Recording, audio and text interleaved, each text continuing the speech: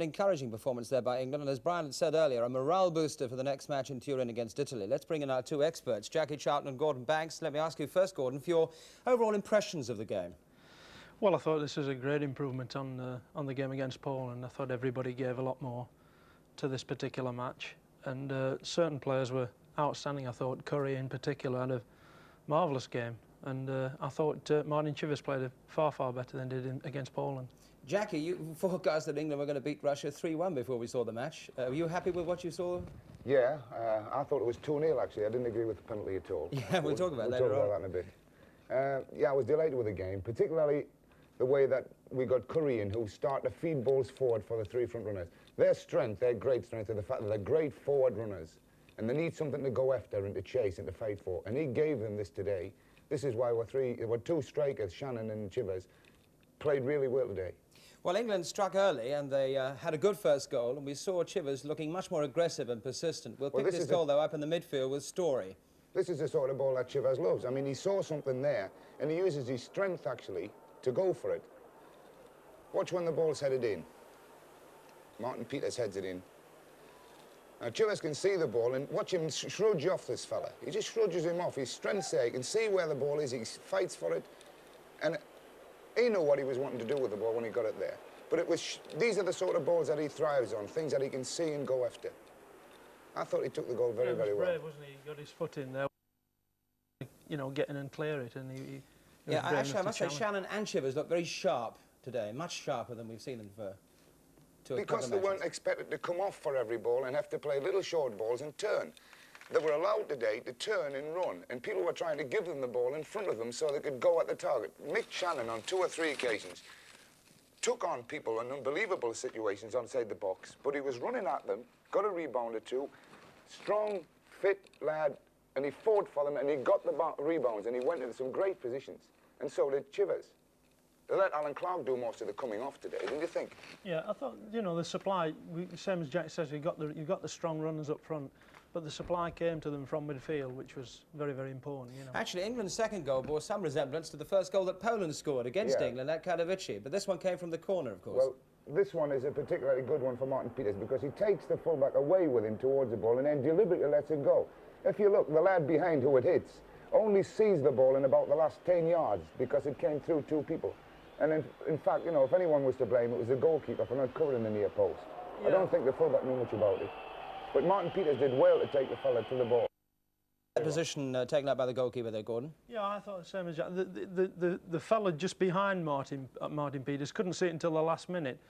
But I thought the goalkeeper must have known that the player in front of him was going to get the ball, but he seemed to go behind him. I thought there was a little bit of misunderstanding there, and I thought he should have been covering the near post rather than covering the player. Jackie, you said earlier that the score should have been 2-0 because of that penalty incident. There was no doubt at all that it was not a penalty in your mind, was there? No, the fella knew that he wasn't going to get through, but he knew if he could get the ball through and try and follow it. When he comes inside here, he got away from Emlyn and then he turned inside. He realises now he's not going to get into the space, but watch, he starts to dive even before he gets to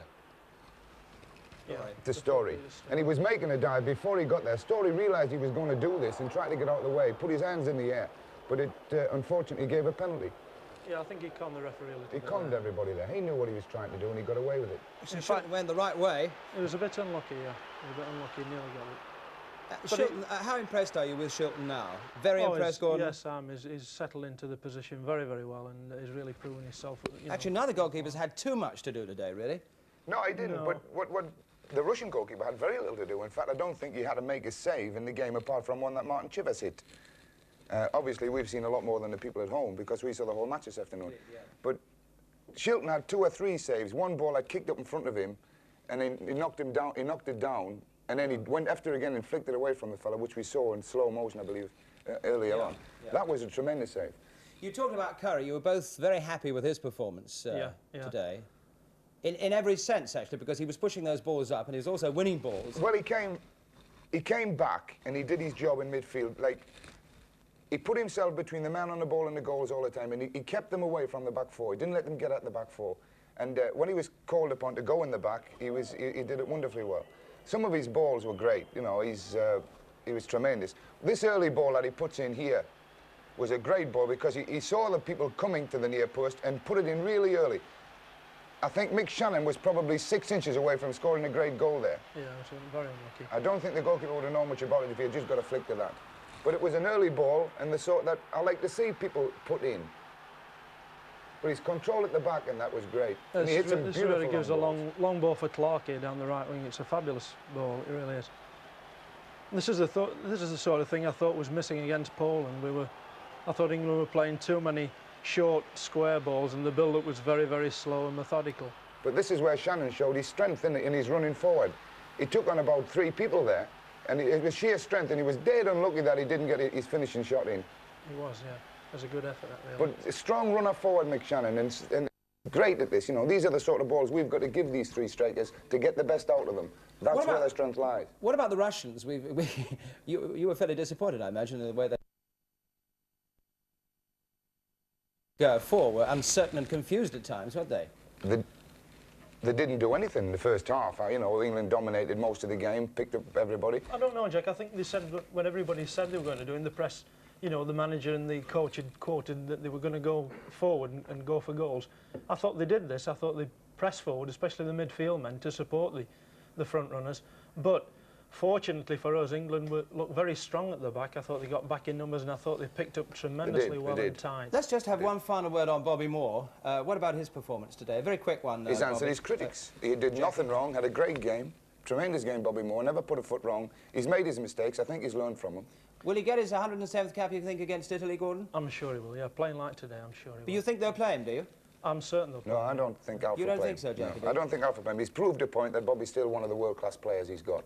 And to throw him open to the Wolves again, if anything happens against Italy, you know, it could do irreparable harm. I think he'll get his 107th cap, but I think it'll be next year. Well, thank you very much indeed. I must say thank you very much, Jackie. Thank you very much, Gordon.